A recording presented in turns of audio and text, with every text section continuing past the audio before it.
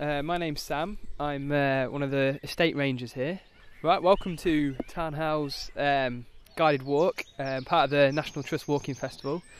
So, about the 1850s, a fella called James Marshall, who was an MP in Leeds, bought the Monk Coniston estate, which is just down the hill towards Coniston, and over the next sort of 30 years he started building up his estate until it got to about 4,000 acres, which included this Tarn Hows.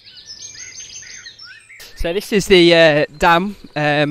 We haven't got any records which actually show when it was built, but we think it was about 1860s. Performs the purpose of blocking Tom Gill and flooding the valley, which was all part of Marshall's plans to make it a beauty spot. And he had pretty special plans for this place in particular. So he went about planting a lot of these trees, you can see. Mix of conifers and broadleafs, a lot of them non-natives. He put in some of the tracks as well, and he also dammed at the top of Tom Gill there, which flooded the valley basically. There were three little tarns, they're called High Tarn, Middle Tarn and Low Tarn. Before that, it was much like any other Lakeland fells. The National Trust took on the management in 1930 thanks to Beatrix Potter, who bought the Monk Coniston estate from the Marshall family.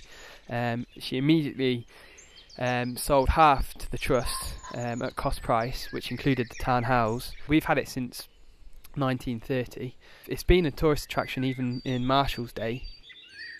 So this is the Tarn Hows money tree.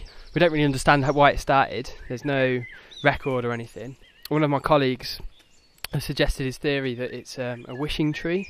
So people sort of make a donation in exchange for a wish. But believe it or not, it was only about 3 months ago that we absolutely cleared this of coins. The conifers at Tarn Hows play a really important part in the habitat for the red squirrels especially. The pine cones and the spruce cones offer a slightly different food source. The seeds inside the cones are really, really tiny, and they're a bit of a faff to get to. Which gives the red squirrels a slight competitive advantage over the greys. So it's really important that we sort of manage to keep the conifer element in the woodlands. I wouldn't go as far as saying Tarn Hows is a stronghold for the red squirrels, but there certainly have been a few sightings, so they are around. We had a big project in the 60s and 70s managing the footpaths, and this was really sort of the forefront of managing for people in a natural environment. The big job they did was that they picked a circular route around the tarn, and they surfaced it well and drained it and made it into a really well managed footpath. Subconsciously persuaded people to use the well managed footpath, and that's been a major success really.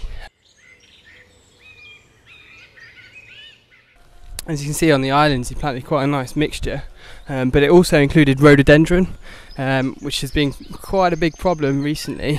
The big problem with rhododendron is that it carries phytophthora, which doesn't kill rhododendron but has a really bad effect on larch. We're having to remove a lot of it because it overcrowds all the native flora. We've had a couple of big projects of removing the islands especially, which were totally covered in rhododendron, and that was carried out by volunteers. We couldn't do a lot of what we've done around here without volunteers, so their help has been really, really useful.